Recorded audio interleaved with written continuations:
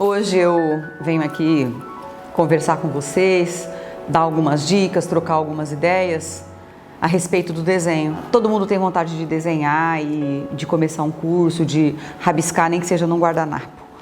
E eu tenho visto muitas coisas, muitos cursos sendo anunciados. Tem algumas coisas que vão me incomodando, assim, que eu gostaria demais de passar para vocês. É um estudo muito complexo. Então, você querer estudar uma figura humana não significa que você vai fazer um formato de um ovo, achar as medidas e trabalhar ali.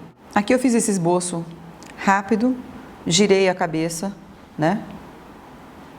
Para você ter uma ideia de como ela é frontal, 3/4 de costa, 3/4 de frente, totalmente de costa.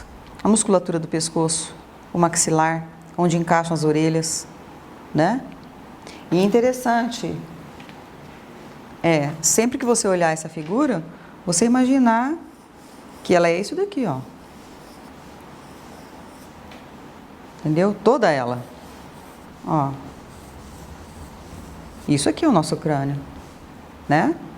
Você não pode imaginar fazer um desenho desse imaginando essa linha de contorno como só isso, né? E é assim, você tem esse volume do crânio, você tem o volume da orelha. Quando você fizer o nariz, você tem o volume do nariz, né? Conseguir fazer um desenho... O nariz não é só isso daqui. O nariz, ele tem a parte de cima, ele tem a parte da frente, tem as asas laterais e tem a lateral do nariz. Ele é uma figura geométrica, né? E isso tem que ser respeitado, isso tem que ser enxergado. Aí eu tenho aqui o 3/4 de lado de novo e o perfil. Dá pra gente ter uma ideia da rotação da cabeça em todos os ângulos. Eu sempre adorei muito volume, massa, perspectiva, né? É a minha paixão, eu adoro isso.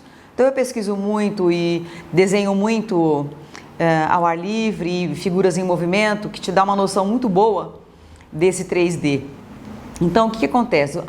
Você enxerga em 3D e vem para um papel plano, onde você vai colocar aquele desenho. Se você não tiver uma noção de profundidade, de perspectiva, volume e massa, você não coloca a figura ali. E entender a anatomia humana, entender como funcionam os movimentos. Você tem, em primeira instância, o esqueleto. Entender como funciona o osso do quadril, dos ombros, dos braços, qual a largura de um braço, de um antebraço. E saber a proporção da figura no esqueleto.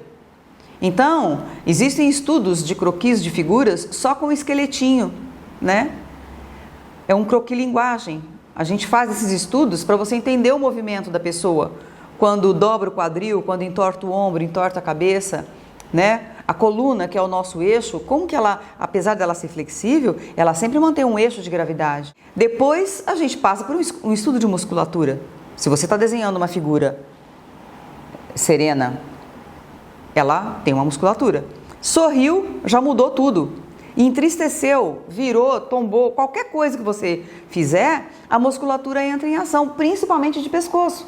Você desenha uma pessoa assim, se eu fizer assim, o meu tendão saltou aqui.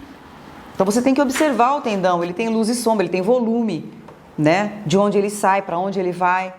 Desenhar uma pessoa recostada, né? Uma pessoa mais velha, que você tem que entender como funciona a estrutura de um rosto jovem, passando pela maturidade e depois a velhice.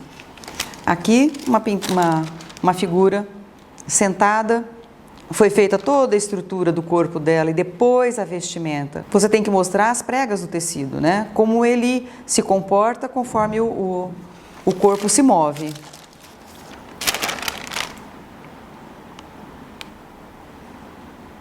Outra coisa muito importante, passar por um estudo de mãos. Olha, estudar muito mão e pé é extremamente problemático e no final das contas as pessoas acabam escondendo. Tem sempre uma mão dentro do bolso. Para desenhar uma figura como essa, por exemplo, extremamente expressiva, o ângulo dos olhos, da cabeça, olha, o eixo do rosto em relação ao eixo do tronco, né? A figura está meio de lado. Aí eu venho para o desenho, eu faço uma estrutura técnica, traço os traços principais, sempre em cima desse ângulo que eu já estabeleci, que eu trouxe da inclinação da cabeça. Traço a perpendicular, que é onde vai alinhar a base da orelha, do nariz e da boca, né? Então, essa é uma estrutura, né? Como ela abaixou, que ela está olhando para baixo, a cabeça é um pouco maior. Aqui é o meio da cabeça, né? Se ela tivesse totalmente de frente, esse pedaço da cabeça eu não veria, né? Eu teria o limite do crânio e o limite do cabelo aqui. Mas o bonito nessa figura que eu queria mostrar, essa parte técnica não tem nem... é a expressão dela. Quando você entende como funciona o 3D da figura, a expressão que você pega no pescoço, como você solta a figura, você solta os ombros, você entende que aqui de cima da orelha sai um tendão que vem até aqui embaixo, encontrar a clavícula, que é a estrutura do ombro. Então, isso deixa o pescoço muito bonito. E na hora de pintar, fica melhor ainda, porque se você entendeu essa estrutura, você consegue entender onde está o volume, fazer o volume de um tendão aqui da parte do pescoço, que tem uma parte óssea bastante aparente aqui, né? Aqui você não vê o outro tendão, mas ele tem uma estrutura aqui. Então você vai pintando, ele começa a aparecer o volume. E aí você consegue a delicadeza dessa figura. Sem contar depois na estrutura do cabelo. Quando você vai colocar um cabelo numa figura como essa, você tem que saber de onde sai o fio e para onde ele vai. Então ele vai fazer aqui, ele vai passar aqui, se o cabelo é liso, ele vem, ele contorna, ele passa. É um cabelo um pouco mais armado. Se o cabelo vem de trás, ele está vindo lá da nuca, lá de trás. Então ele vem lá de trás e faz isso daqui e cai no ombro dela. Então esse movimento tem que ser feito, né? Então vai fazer cabelo fio por fio, sabendo de onde ele está saindo e para onde ele vai, para dar essa leveza. E sempre com a luz e sombra bastante definida. Então é um estudo muito gostoso de fazer. Começa-se pela cabeça, estudando cada característica nossa, os olhos, a boca, o nariz, o crânio. Então, nesse curso novo de desenho de figura humana, eu proponho o estudo do volume da figura, né? É um trabalho em 360 graus, em 3D, que fique na sua memória. Não adianta só pegar uma fotografia e copiar o 2D da fotografia. Você tem que entender como funciona para passar isso para o papel. Na verdade, isso funciona assim como você vai aprender uma língua e depois você faz uma tradução de um português para o inglês, por exemplo. Então, nós vamos fazer uma tradução do real, de uma imagem visual, para uma imagem gráfica.